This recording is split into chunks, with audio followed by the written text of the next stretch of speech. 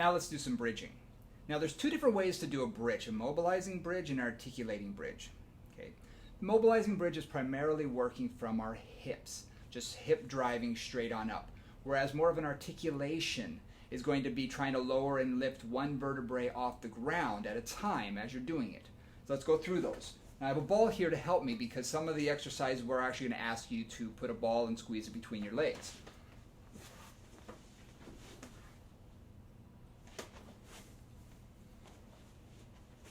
So let's do the simplest bridge, okay, what we consider more of a hip mobilizing bridge, where all I'm going to do, pushing through my heels, keeping my core engaged, my ribs staying down, I'm going to drive up and back down. The movement all comes from my hips, and pretty much from here to here, from my hips to my ribs, is going to stay in a straight line relatively. My core is engaged. Okay, but my force is going to be pushing down through my heels. This is a way that we typically teach a bridge, especially to get our glutes engaged. A lot of glutes and hamstring in this exercise.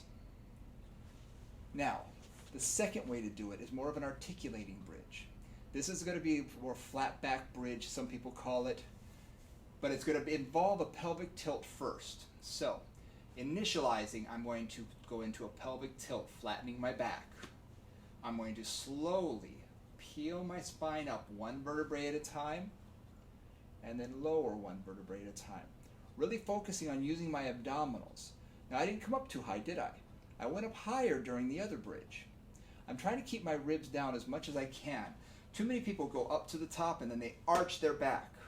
I want my ribs to stay down the whole time. Okay, so I'm going to slowly initiate with that pelvic tilt, draw up one vertebrae at a time,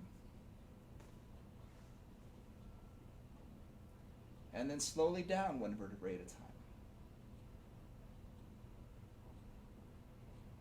For some of you, it's going to be very difficult to do that exercise.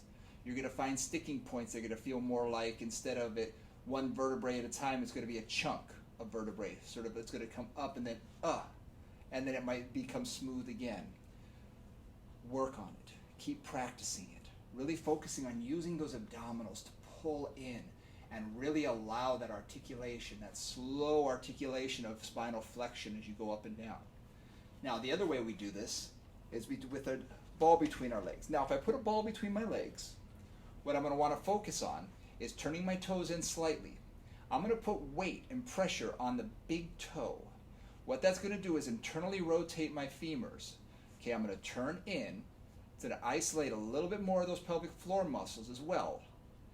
Now, I'm going to do that pelvic tilt while internally rotating, squeezing that ball, and slowly coming up and slowly rolling down. Let me do that one more time. So, I'm squeezing the whole time.